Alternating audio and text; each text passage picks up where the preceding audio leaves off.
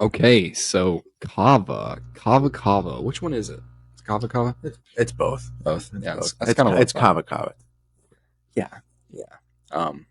Kava's another interesting one. I guess they're all really interesting, but Kava in this weird way reminds me, and I guess they all remind me of each other. But Kava reminds me a lot of Amanita. It's like its own flavor of Amanita. But yeah. Tell people about Kava, what it is, where it comes from. Give them the basic kind of rundown stuff on Kava. Yeah, Kava is a plant from the South Pacific that shares a family with like pepper, black pepper. The roots are used in the South Pacific as they're brewed into a beverage, which is utilized in the same way that we would utilize something like alcohol here in the West. So they'll use it for ceremonies, they'll use it for gatherings, for parties, use it for social lubrication, for like the meeting of chieftains of islands. Kava is always brewed and shared. So it's really like it's a social lubricant in a sense, and it works very similarly to something like alcohol. It also has these other interesting pharmacological actions. I'm sure there's a lot going on with kava that we really don't know about Hmm. also, but Yeah. it's a sodium ion channel blocker. And like, I don't know if we really know what that means or what that does. But it has this very interesting intoxication associated with it. So Hmm. it's the most similar thing to alcohol that I've ever found in the natural world. I mean, I guess alcohol is natural, but we there's people traditionally brew it into a tea. They'll need kind of like a cat needs. They'll need these roots in these bags in this pot of water and for like a half hour to an hour to get out all the active ingredients, and then they'll pour it into little cups and they'll do their shots of kava and they say bula. And yeah, we at this point in time of this filming, we don't have the actual root. I just haven't found. There's nobody that I am super thrilled about working with for the actual root right now. So we're still working on it. I haven't done a deep dive into the South Pacific either, so that's on the list. But we do have a couple really wonderful extracts. We have the 30% extract and we have the 70% extract. 30% kavalactones, 70% kavalactones. Kavalactones are the active ingredients in kava. Generally, a good starting dose for people seems to be about a gram or so, a gram to two of the 30%, maybe a half gram to a gram of the 70%, and then work one's way up. Similarly with everything, you want to start low, you want to build your way up to find what works best for you. Me personally, if I'm going to take kava, I'll take around 3 grams of the 30%, maybe 1.5 grams of the 70%, and then I generally will, add on. I'll redose and add on to the dosing throughout that time period. But yeah, it's really pleasant. I would say it's maybe not quite as spiritual as as like Blue Lotus or Amanita are, but it's a really pleasant, wonderful plant, and it has a really potent body sensation Hmm. involved in it, which I think a lot of people are looking for that body feeling. So kava is a good option for that. Yeah, Kava is another interesting one because a big part of Minnesota Nice in your story is, hey, like we found this mushroom that we think can help with benzodiazepine, alcohol addiction, and we could talk endlessly about that. But also, I've seen the same thing said about kava too, and it makes sense because it has some interesting like GABAergic, activity Mm-hmm.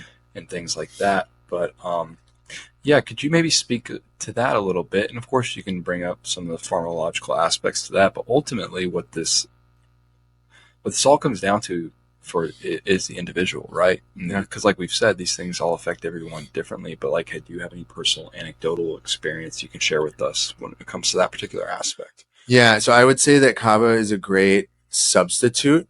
I would say that I'm very wary and cautious about utilizing kava to get off of something like alcohol or benzodiazepines, maybe more alcohol than benzodiazepines, but I would not use kava within a month or so of getting off of alcohol due to something called kindling. And kindling is when you're going through GABAergic withdrawal.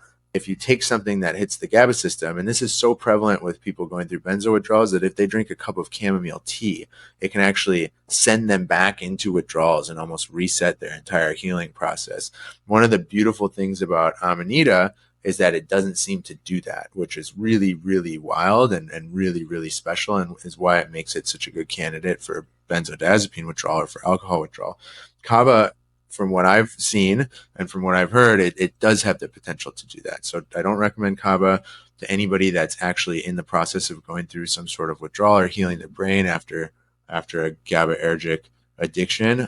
But it makes for a really wonderful substitute, particularly for alcohol. And this is why you find Kava bars all over Florida, or really, I mean, they're popping up all over the country, but Florida has a huge concentration of them because it's a really wonderful social lubricant, and it works very similarly to alcohol without all the negative side effects. It's much, much healthier and safer, and provides that, elation and social lubrication. Yeah, and speaking on that, everything that you just said about it being basically a better, healthier form of alcohol, what's interesting to see is, like he said, we source this from, the South Pacific, is where kava comes from. And, if you look at these indigenous cultures who do kava and have been doing kava for a very long time, the ones who have been doing kava and still do kava generally seem to have this tendency within their societies of there being, peace and equanimity and like low crime rates and low like depression rates and things like that. Almost opposite of what you see with alcohol culture. And like he alluded to, there's so much about kava that's still left to be like discovered and solidified within scientific literature. But everything that we have seen so far within our own company and within ourselves seems to indicate that it is a healthier version. And I would say that what I just said is very important, what we've seen in ourselves and our company, our customers, but even more importantly so, we can point to the ethnobotany, the ethnobotanical side of this, the fact that people have been doing this for hundreds of years is a long human history of this being a safe, efficacious, probably beneficial aspect to their existence on this planet was the consumption of kava. Yeah. Yeah, I mean, you don't see people getting into fights at kava bars. It just doesn't happen. Yeah, but you see that tendency amplified with the consumption of kava. Absolutely. Yeah. Kava. Oh, so one last thing about kava though, and I don't know if I've picked your brain about this one yet. We probably have, definitely have. But there's, similar to Amanita, there's interesting sort of scare stories out there about kava, and one of those is like the potential, like they say, it can cause liver damage. What's going on with that? What do you think about that? Yeah. So there are two different types of kava. One is called Tudei, Tudei kava, and one would be noble kava. So Tudei or Tudei, it lasts considerably longer. It lasts for a long time, like 2 days, which is why it's Tudei, Tudei, and it's been known to cause bad liver damage if people are using it consistently. So that's where a lot of those studies come from. We use strictly noble kava, as should any kava bar or any place that sells kava here in the States. And then there's also seemingly a small risk of daily consistent consumption to, it might be a little hard on the liver. Certainly nothing like alcohol is, but there's that as a risk. So if you're using kava continuously day in and day out and day in and day out for years and years, like there might be some liver issues. So just with anything, like it's good to listen to your body and listen to your intuition and not take anything, more than your body is telling you. Yeah, and I'm really glad that I asked you that question, because if you were to, a lot of consumers, if they were to just like Google, is kava safe or is kava healthy for you? Like there is this somewhat, and it's not completely false. I'm happy that information is out there. It needs to be, but the way that's portrayed a lot of times, just, oh, kava's bad. Kava might cause this, and don't do it because of that. And it's a little bit more nuanced than that.